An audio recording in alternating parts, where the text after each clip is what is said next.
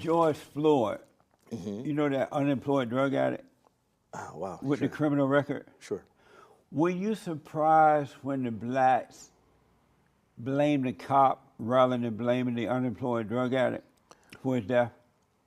Were you surprised when the blacks did that? Do you believe?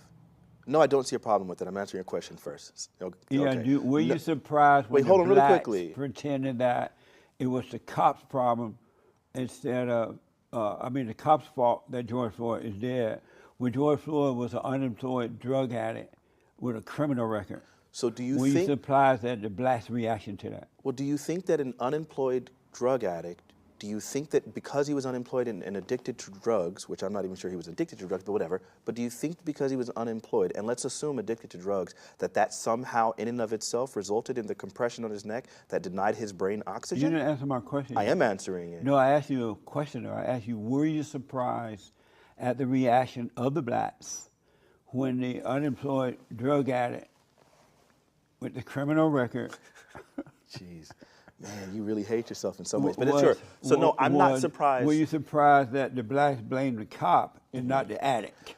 I am not surprised that the cops blame, that the black people, or not just black people, obviously a jury of his peers found it who were not black. Obviously coroners were not black in this scenario. I'm not surprised that the vast majority of sane people were able to recognize that the suppression on his neck resulted in a lack of oxygen, which ultimately caused his death. Both an independent coroner and the other coroner both found this to be true. So no, I would not be surprised that people who had access to the actual information released by the coroner were able to identify that this cop's action by putting his knee on his neck for that amount of time resulted in his death. So no, that's not surprising at all.